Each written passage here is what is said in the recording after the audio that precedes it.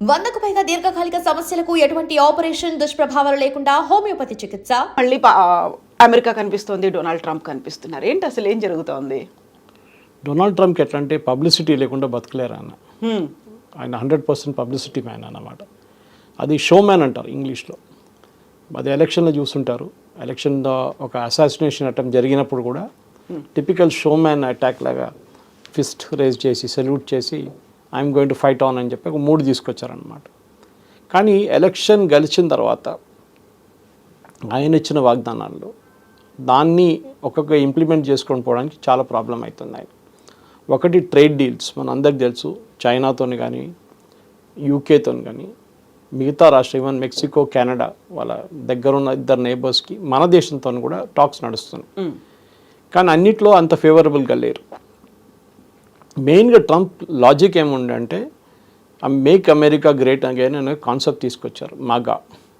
దాంట్లో అంటే అమెరికాలో మ్యానుఫ్యాక్చరింగ్ బేస్ని రిటర్న్ తీసుకురావడం. బేసిక్లీ అంటే అమెరికాలో స్టీల్ ఫ్యాక్టరీల ముందు చాలా ఉండేది. స్టీల్ అనేది లీడింగ్ ప్రొడ్యూసర్ అమెరికా ఉండే. ఇప్పుడు అమెరికా దగ్గర ఒక్క కంపెనీ కూడా మర్యాదగా స్టీల్ ప్రొడ్యూసర్స్ ఒక్క కంపెనీ కూడా లేదు. అక్కడిక్కడ ఏదో చేసుకుంటున్నారు కానీ స్టీల్ ప్రొడక్షన్ మొత్తం చైనాకి మారిపోయింది కంప్లీట్గా. కార్ మ్యానుఫ్యాక్చరింగ్ చాలా మటుకు యుఎస్ కార్ క్యాపిటల్గా ఉండే. చాలా మీరు 40-50 సంవత్సరాల ముందు తీసుకుంటే అక్కడి నుంచే కార్లన్నీ వచ్చేది ముందు. దాని తర్వాత జాపనీస్ వచ్చారు, కొరియన్స్ వచ్చారు, చైనీస్ వచ్చారు, మెక్సికన్ అండ్ కెనడా నుంచి పార్ట్స్ రావడం మొదలుపెట్టింది. యుఎస్ కార్ కంపెనీలకి కాస్ట్ అంటే వాళ్ళు ప్రొడ్యూస్ చేసే కార్కి విలువ ఎక్కువైపోయింది. ఎవరు కొనలేకపోతున్నారు. అదే టైంలో చైనాని తెచ్చుకుంటే మీరు డ్యూటీ వేస్తే కూడా ఇంకా చీప్ పడుతుంది వాళ్ళకి. ఎక్కడి నుంచి కొంటారు? న్యాచురలీ కన్జ్యూమర్ చైనా కార్ తీసుకుంటారు, లేకుంటే ఈవెన్ మెక్సికన్ కార్ తీసుకుంటారు, కెనడా నుంచి వచ్చే కార్ కూడా తీసుకుంటారు. సో అమెరికాకి మ్యానుఫ్యాక్చరింగ్ రావట్లేదు. ట్రేడ్ డీల్స్ చేసుకుంటున్నారు, కరెక్ట్. ట్రేడ్ డీల్స్ ఏంటి? ఇండియా నుంచి పంపించే ఒక 30 ప్రోడక్ట్స్కి 5% ఉంటే వాళ్ళు మన వైపు కూడా 5% వేస్తారు. మనం 0% వేస్తే అక్కడి నుంచి కూడా 0% వేస్తారు. కానీ అమెరికా నుంచి వచ్చే ప్రోడక్ట్ని నేను ఎందుకు కొనాలి? అదొక కాన్సెప్ట్ వస్తుంది. ఇప్పుడు ఫార్మ్ ప్రోడక్ట్స్ ఉంది వాళ్ళది. మనం కార్న్ తీసుకుందాం, జొన్నలు. ప్రాబ్లం ఎక్కడ వస్తుందంటే ఈ కాస్ట్ ఆఫ్ ప్రొడక్షన్ వాళ్ళు చాలా ఎక్కువ అమెరికాలో. సో వాళ్ళు ఏం చేస్తారు? గవర్నమెంట్ సబ్సిడీ ఇస్తారు. మన దగ్గర కూడా ఇస్తారు. అమెరికా ఏం ఆర్గ్యూ చేస్తున్నా అంటే మీరు ఇండైరెక్ట్ సబ్సిడీ ఇస్తున్నాం, మేము డైరెక్ట్ సబ్సిడీ ఇస్తున్నాం. మీరేం చేస్తారు? నీళ్ళు ఫ్రీ ఇస్తున్నారు, కరెంటు ఫ్రీ ఇస్తున్నారు, దాని తర్వాత మినిమం సపోర్ట్ ప్రైస్ ఇస్తున్నారు, ఫర్టిలైజర్ ఫ్రీగా ఇస్తున్నారు. అన్నీ ఇచ్చిన తర్వాత కూడా మిగతా సబ్సిడీస్ కూడా ఇస్తున్నారు మీరు. మేము డైరెక్ట్ క్యాష్ ఇంత ప్రొడ్యూస్ చేస్తాం, దాని మీద సబ్సిడీ ఇస్తున్నాం మేము. మా దగ్గర మిగతా ఫ్రీలు ఏం లేవు. సో సబ్సిడీ టు సబ్సిడీ కొట్టుకుంటున్నాం మనం. అదే ప్రాబ్లం చైనాతో ఉంది. చైనాలో చైనీస్ గవర్నమెంట్ అక్కడున్న కంపెనీలకి చాలా హెవీలీ సబ్సిడైజ్ చేస్తుంది. అది ల్యాండ్ ఉండొచ్చు, పవర్ ఉండొచ్చు, నీళ్ళు ఉండొచ్చు, మిగతా ల్యాండ్ ఏదైనా కానివ్వండి చాలా మటుకు డిస్కౌంట్ ఇస్తారు వాళ్ళు. ఇప్పుడు బీవాడీ లాంటి కంపెనీ తీసుకోండి, కార్ మ్యానుఫ్యాక్చరింగ్, వాళ్ళకు కూడా చాలా మటుకు ఇన్సెంటివ్స్ ఇచ్చారు. దాంతో ఏమైతే గవర్నమెంట్ సపోర్ట్ వచ్చినప్పుడు ఇమీడియట్గా కాస్ట్ పర్ కార్ తగ్గిపోతుంది, యూనిట్ కాస్ట్. వాళ్ళు ఈజీగా యూరోప్లో కానీ అమెరికాలో అమ్ముకుంటున్నారు. కానీ ఎన్ని రోజులు నడుస్తుంది? చైనీస్ డామినెన్స్ అనేది వాళ్ళని చూస్తారంటే ఫస్ట్ ఒక మార్కెట్కి వెళ్తారు, మొత్తం డామినేట్ చేసిన తర్వాత మార్కెట్ మొత్తం ధ్వంసం చేసిన తర్వాత వాళ్ళు ప్రైస్ లెక్కిస్తారు. అప్పుడు మిగతా కాంపిటీటర్స్ ఉండరు, ఎవరు ఉండరు. సో యూఎస్ కూడా అదే జరిగింది. కానీ ట్రంప్ ఏమంటున్నారంటే నేను వచ్చిన తర్వాత నేను మ్యానుఫ్యాక్చరింగ్ తీసుకొస్తాను, కానీ చేయలేకపోతున్నాను. సో ఆయనకి ఒక డైవర్షన్ కావాల్సి వచ్చింది. అంటే ఈ డీల్స్ నడుస్తుంది, ఇప్పుడు డీల్స్ సైన్ చేయకుండా డీల్స్తో ఏం రాదు ఆయనకి, మ్యానుఫ్యాక్చరింగ్ రాదు, కొన్ని బిజినెస్ కొన్ని రావచ్చు, 10% రావచ్చు అంతే. సో ఈ యుద్ధాలు మొదలైనవి. ఫస్ట్ రాగానే అన్నారు నేనుంటే యుక్రెయిన్ రష్యా యుద్ధం అసలు నడవదు, మొత్తం బంద్ చేసి పడేస్తా అన్నారు. నేను బైడెన్ ఉండే ఈ వారంతా మొదలైంది, నేను గిట్ట ఉంటుండే ఈ వారం అసలు మొదలు కూడా కాకుండేది. కానీ ఏం చేశారు? పుటిన్తో మాట్లాడారు 2-3 సార్లు, 2 hours 2 గంటల సేపు కూడా మాట్లాడారు, ఏం కాలేదు. పుటిన్ ఇంకా బాంబులు వేస్తున్నారు, యుక్రెయిన్ ఇటువైపు డ్రోన్లు కొడుతున్నారు, అన్నీ నడుస్తున్నాయి. దాని తర్వాత భారత్ పాకిస్తాన్కి వచ్చాం. భారత్ పాకిస్తాన్లో గొడవ నడిచినప్పుడు 4వ రోజు నేనే చేపించాను, నేనే ట్రేడ్ డీల్ చేపించాను అదని చెప్పి పెద్ద స్టేట్మెంట్ ఇచ్చారు. భారతదేశంతో ఒప్పందం చేయకపోతున్నా అని చెప్తున్నారు. ఇప్పుడు ఆల్రెడీ రెడీ అయింది, మేము బిగ్ డీల్ అనౌన్స్ చేయబోతున్నాం. పాకిస్తాన్తో ఏమైందండి? పాకిస్తాన్ ఏం అమ్ముతారు చెప్పండి? యూఎస్కి పాకిస్తాన్ అమ్మగలది ఏముంది? ఒక డ్రగ్స్ ఒకటే ఉంది, ఓపియం అమ్మొచ్చు, నెక్స్ట్ టెర్రరిజం అమ్మొచ్చు. ఈ 2 ప్రోడక్ట్స్ ఉన్నాయి వాళ్ళ దగ్గర. మన డీల్స్ అంటే ఇద్దరితో డీల్స్ ఉండాలి. మనం డీల్ చేసిన తర్వాత నేను వీళ్ళిద్దరిని ఒప్పందం చేసి సీజ్ఫైర్ చేయించాను. మనం ఎవరితో మాట్లాడలేదు, మన ఎవరితో అసలు ట్రంప్ సీన్కే రాలేదు అంటున్నారు. ట్రంప్ ఏంటంటే దీనికన్నా ముందు కూడా మీకు చెప్పాను ఒకసారి, ట్రాన్సాక్షనల్ మ్యాన్. నేను 100 రూపాయలు పెడితే నాకు ఎంత వస్తుంది, రియల్ ఎస్టేట్ అంతే. నేను 100 పెడితే నాకు 500 వస్తాయి, 300 వస్తాయి, 400 వస్తాయి. ఇది కూడా అంతే. ఆయన ఏమంటున్నాడు, నేను ఇంత ఎఫర్ట్ పెట్టినప్పుడు, నేను ఇన్ని పని చేసినప్పుడు నాకేమైనా కావాలి కదా, హిస్టరీలో ఎవరైనా గుర్తుపెట్టుకోవాలి కదా నన్ను. వచ్చిపోయింది ప్రెసిడెంట్ అని చెప్పకుండా జిమ్మీ కార్టర్ లాని, మన యాసిర్ అరాఫాత్ లాంటి వాళ్ళని ఆ టైంలో నోబెల్ ప్రైజ్ ఇచ్చారు వాళ్ళకి. నాకు కూడా ఎందుకు ఇవ్వకూడదు, హిస్టరీలో నిలిచిపోవాలి. డెఫినెట్ ఫుట్ నోట్లో ఉండాలి, అట్లీస్ట్ పైన హెడ్లైన్లో లేకుండా ఫుట్ నోట్లైనా ఉండాలి. డొనాల్డ్ ట్రంప్కి ఇట్లా నోబెల్ ప్రైజ్ వచ్చింది. ఆ టైంలో ఇస్సాక్ రబీన్ కానివ్వండి, మిగతా ఎవరైనా కానివ్వండి, యాసిర్ అరాఫాత్ కానివ్వండి, జిమ్మీ కార్టర్, ఇది నోబెల్ ప్రైజ్ వచ్చారు వాళ్ళకి. ఎందుకంటే ఆ టైంలో ఒక ఒప్పందం జరిగింది, ఆస్లో అకార్డ్ జరిగింది, ఒప్పందం వచ్చింది. కానీ ఇప్పుడు ఏం జరిగింది, ఇప్పుడు మీరు ఇజ్రాయెల్ వార్ చూస్తే, ఇజ్రాయెల్ పైన దాడి చేసింది first Hamas October 7th. Kidnap చేసి 1200 మంది తీసుకెళ్ళిపోయారు, ఇంకా 1200 మంది చంపారు ఇక్కడ. దాని తర్వాత మొదలైంది గొడవ. హమాస్ ఎవరు, ఇరాన్ ప్రాక్సీ. ఇరాన్ డబ్బు లేకుంటే రేపు హమాస్ దుకాణం బంద్ అయిపోతుంది మొత్తం. వాళ్ళు మిసైల్స్ ఇస్తారు, డబ్బులు ఇస్తారు, దాంట్లో కూడా మ్యాన్ పవర్ కూడా సపోర్ట్ చేస్తారు వాళ్ళు. ఇదంతా చేసిన తర్వాత హమాస్ ఇజ్రాయెల్ మీద దాడులు మొదలుపెట్టాయి. అటువైపు నుంచి ఎప్పటి నుంచో హెజ్బుల్లా దాడులు చేస్తున్నాయి, ఇప్పుడు కాదు, 10-20 సంవత్సరాల నుంచి హెజ్బుల్లా కంటిన్యూస్గా ఇజ్రాయెల్ మీద దాడి చేస్తూనే వస్తారు. హమాస్ కన్నా కొంచెం ఒక 30-40% ఎక్కువ టెక్నాలజికలీ కేపబుల్ ఉన్నారు హెజ్బుల్లా. హమాస్ అంత కేపబుల్ లేరు. దానికోసం హమాస్కి ఇచ్చే మిసైల్ చూడండి, చాలా చిన్న చిన్న మిసైల్స్ ఇస్తారు ఇరాన్. డౌట్ ఉంది వీళ్ళు ఫైర్ చేయగలరా లేదా అని చెప్పి. హెజ్బుల్లా అది కాదు, హెజ్బుల్లా హైలీ ట్రైన్డ్ ఫోర్స్ అన్నమాట. వీళ్ళందరినీ ఎవరు తీసుకొచ్చారు, ప్రాక్సీస్గా ఇరాన్ తీసుకొచ్చారు. లాస్ట్లో హూతీలు వాళ్ళు అక్కడ యమన్ ఒకవైపు క్యాప్చర్ చేసుకున్న తర్వాత యమన్లో వాళ్ళు కూర్చున్నారు. అప్పుడప్పుడు అక్కడ వెళ్తున్న బోట్ల మీద ఫైర్ చేస్తారు, షిప్ల మీద ఫైర్ చేస్తారు, అప్పుడప్పుడు ఇజ్రాయెల్ మీద కూడా చేస్తారు. వాళ్ళ దగ్గర మ్యానుఫ్యాక్చరింగ్ బేస్ లేదు, ఏం లేదు. వాళ్ళకు ఉన్నది only crude oil business. Iran నుంచి మిసైల్స్ వస్తుంది, ఆ మిసైల్తో వాళ్ళు వాడుకుంటారు. ఇప్పుడు వాళ్ళ దుకాణం కూడా బంద్ చేసేసారు. యూఎస్ కలిసి ఇజ్రాయెల్ కాకుండా ఎక్కువ యూఎస్ వాళ్ళు చేస్తున్నారు. సో ట్రంప్ ఇక్కడ ఏమైపోయిందంటే నోబడీ అయిపోయారు. నేను సంబడిగా ఉండాలి కదా, నా మాట యూక్రెయిన్లో వాళ్ళు జెలెన్స్కీ వినట్లేదు, ఇక్కడేమో పుటిన్ వినట్లేదు. భారతదేశం చెప్తే మోదీ అంటున్నారు నేను అసలు మీరు కలవడానికి కూడా రానని చెప్పి. ఎందుకంటే మీకు గుర్తుంటుంది G7కి వెళ్ళినప్పుడు, G7 సమ్మిట్ నుంచి ఒకరోజు ముందే ట్రంప్ వెళ్ళిపోయారు. నేను అక్కడ వెళ్ళి మొత్తం సార్ట్అవుట్ చేసుకుంటా, ఏం జరగలేదు. ఆయన అక్కడ 2 రోజులు ఇంకా ఉంటుండే, ఏం కాకపోతుండే, కానీ వెళ్ళారు పెద్ద పబ్లిసిటీ చూపించడానికి. కానీ దాని తర్వాత ఏం జరిగిందంటే ఆ నెక్స్ట్ డే మోదీ గారు రిటర్న్ వస్తున్నప్పుడు G7 నుంచి మోదీ గారిని పిలిచారు, ఒఫీషియల్గా ఉంది, it's on record, for dinner రమ్మన్నారు. మోదీ గారు నేను రాను, నేను క్రొయేషియా వెళ్ళాలి, ఆల్రెడీ ఫిక్స్డ్ ఒక ప్రోగ్రామ్ ఉంది నాది, క్రొయేషియాకి వెళ్తున్నాను చెప్పి. క్రొయేషియా అంటే ఇంత చిన్న కంట్రీ, మీరు ఇంత పెద్ద ఇంపార్టెన్స్ ఇస్తున్నారు, నా దగ్గరకు రండి అన్నారు. సారీ అని చెప్పారు. ఒక దేశంలో మనకు ఒక ఈగో అని చెప్పట్లేదు, హెల్దీ ఈగో ఉండాలి మనకి. ట్రంప్ పిలిస్తే ఏదో తిండిలేన మన యాసీం మునీర్ పోయినట్లు మనం వెళ్ళకూడదు. We should also have our price అనమాట. లేదు సారీ నేను రాలేను, నాకు ఇంకో ప్రోగ్రామ్ ఆల్రెడీ ఫిక్స్ అయి ఉంది, ఫినిష్ చేసి తర్వాత చూద్దాం. ఎందుకంటే యుద్ధంలో మీరు ఏం చేసిండ్రు, పాకిస్తాన్ సపోర్ట్ చేసిండ్రు. Pakistan is the great nation అన్నారు. పాకిస్తాన్ దగ్గర ఏముంది, అడుక్కొని తింటున్నారు వాళ్ళు. IMF లోన్ ఇస్తున్నారు వాళ్ళకి, మీరే ఇస్తున్నారు. IMFలో మీకే ఎక్కువ ఓటింగ్ స్ట్రెంగ్త్ ఉంది, 22% వాళ్ళకు ఉంది. ఇదన్నీ చేసినప్పుడు మేము మీతో ఎందుకు పెట్టుకోవాలి, మాకేం పోయిందంట. మా మార్కెట్ చాలా పెద్దది, ఏ కంట్రీ అయినా వచ్చి అమ్మొచ్చు మా దగ్గర. మీరు మాతోని ఒప్పందం చేయకపోతే ఇంకొకరితో ఒప్పందం చేసుకుంటాం మేము, సింపుల్. అది ఆల్రెడీ మనకు బ్రిటిష్ వాళ్ళతో FTA చేసుకున్నాం మనం, ఫ్రీ ట్రేడ్ అగ్రిమెంట్. అది కాకుండా ఇప్పుడు యూఎస్తో వస్తే కూడా యూఎస్తో ఓకే, నో ప్రాబ్లం. రేపు కెనడాతో వస్తే కెనడాతో చేసుకుందాం. కెనడా కూడా చూడండి, జస్టిన్ ట్రూడో ఉన్నప్పుడు మాట్లాడిన మాటలు కాదు ఇప్పుడున్న ప్రైమ్ మినిస్టర్ మాట్లాడుతుంది, చాలా డిఫరెంట్ ఉంది. మోదీ గారిని పిలిచారు G7కి. G7 కాకుండా ప్లస్ ఎక్స్ట్రా మెంబర్స్ ఉన్నారు, దాంట్లో మోదీ గారిని పిలిచారు. ఏం జరిగిందంటే భారతదేశం మీద ఉన్న ప్రెషర్ పెట్టలేకపోయి లాస్ట్లో ట్రంప్ ఇప్పుడు 3వసారి ఇజ్రాయెల్ ఇరాన్ నడిమిట్లో నేనే ఒప్పందం చేయించాను, నేనే సీజ్ ఫైర్ చేయించాను, నాకు నోబెల్ ప్రైజ్ కావాలని చెప్పి. దానికన్నా ముందు పాకిస్తాన్ రికమెండేషన్ లెటర్ తీసుకున్నారు.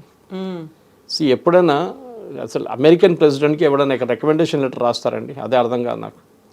ఆయనే is most powerful man in the world అంటారు, మీకెందుకండి రికమెండేషన్ లెటర్లు, అదే అర్థం కాదు. సో ఆ రికమెండేషన్ లెటర్ తీసుకుని ఏం చేసుకుంటారు, స్వీడిష్ వాళ్ళు అసలు దాన్ని అంగీకరించారు అసలు. వాళ్ళు పక్కన డస్ట్బిన్లో పడేస్తారు వాళ్ళు. సో ట్రంప్కి ఏంటంటే ఇప్పుడు రవాండా ఇంకేదో దేశం ఆఫ్రికాలో కొట్టుకున్నారంట, వాళ్ళని కూడా తీసుకొచ్చి ఒప్పందం చేపిస్తున్నారు వైట్ హౌస్లో.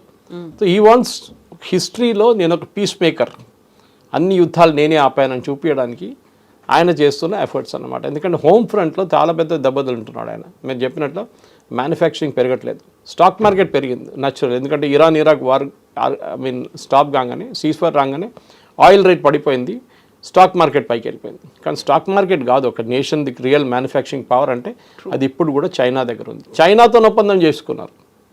మొన్నదాకా చైనాకి మీద 265% డ్యూటీలు పెడతా అని చెప్పిన మనిషి చైనాతో ఒప్పందం చేసుకున్నారు. ఇరాన్ అంటున్నారు మా న్యూక్లియర్ ఫెసిలిటీస్ ఎక్కువ ఏం కొట్టలేదులే, ఒక 2-3 నెలలు మాకు కొంచెం వెనకకి వెళ్ళిపోయాం, మళ్ళీ మేము రీకూప్ చేసుకుంటున్నాం. ఏం జరిగింది? ఈయననే మొదలుపెట్టిన యుద్ధం ఈయన్నే ఫినిష్ చేసి మళ్ళీ అదే నేను సీజ్ఫైర్ చేపిస్తా అంటున్నారా? మళ్ళీ B2తో ఎందుకు బాంబింగ్ చేపించారు మీరు? ఆ స్టెల్త్ బాంబర్లను ఎందుకు పంపించారు అక్కడికి? ఎందుకు అదే అందరూ అడుగుతున్నారు, ఎందుకు పంపించారు? ఇంత ఖర్చు చేసి ఎందుకు పంపించారు? మీకు ఆ యుద్ధం వద్దంటే మీరు అప్పుడే ఆపేసుకోవచ్చు. సరే న్యూక్లియర్ ఫెసిలిటీస్ని కొడతా అన్న, మీరు ఒకరికి వారం రోజు 14 రోజులు నోటీస్ ఇస్తే వాళ్ళు అన్నీ అక్కడే ఉంచుకుంటారా? ఎవరు ఉంచుకోరు. ఫోర్దోలో మనం చూసాం, వాళ్ళు న్యూక్లియర్ మౌంటైన్ కింద ఉంది, అది అక్కడ 400 నుంచి 500 ట్రక్కులు వచ్చేదో చేస్తున్నారు ఒక 5-6 రోజులు. మట్టి తీసుకొస్తున్నారో మట్టి తీసుకెళ్ళిపోతున్నారో ఏం తెలియట్లేదు మనకి.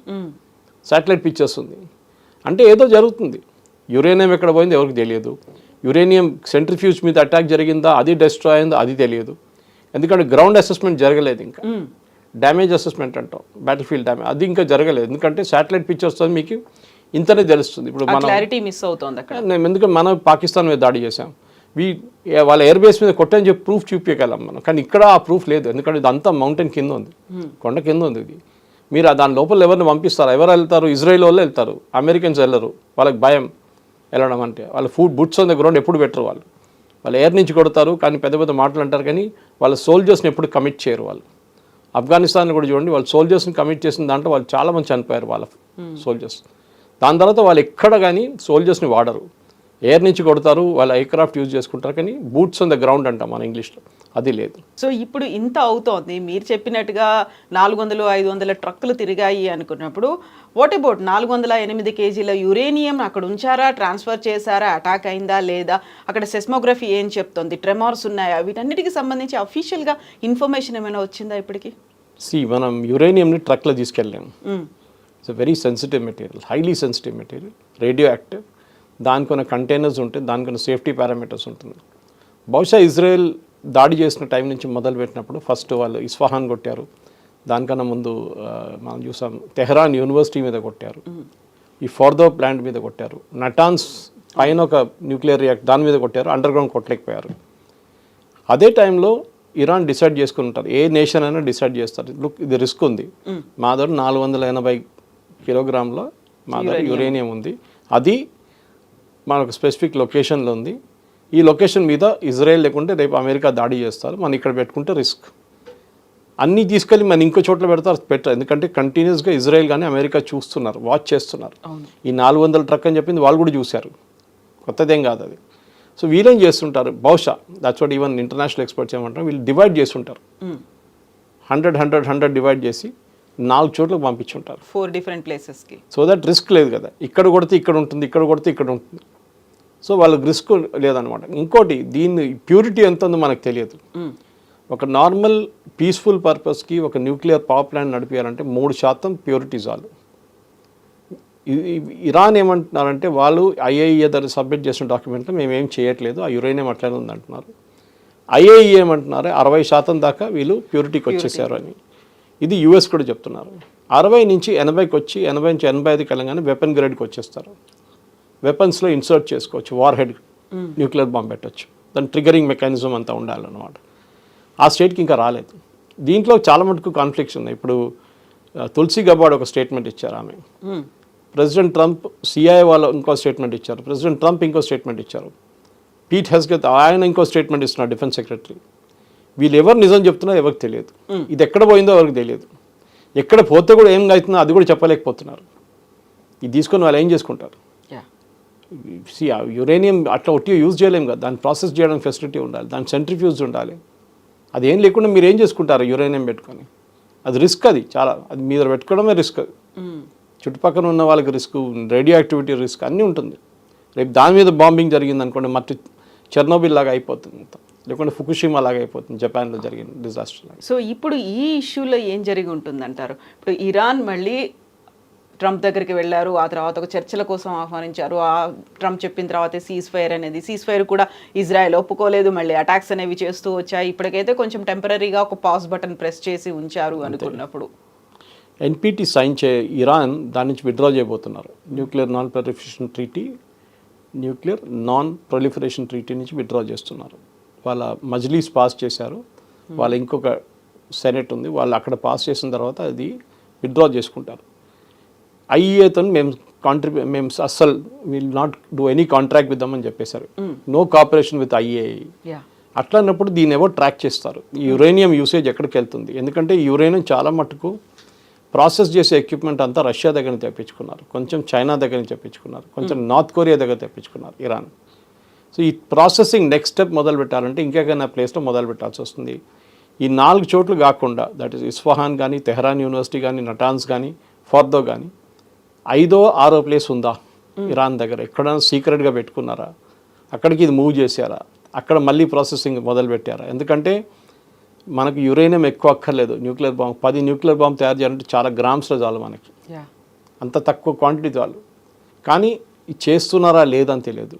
సెంట్రిఫ్యూగ్స్ ఉందా హై, మళ్ళీ ప్యూరిఫై చేసి హై అని తీసుకెళ్ళడానికి? చాలా ప్రశ్నలు ఉన్నాయి.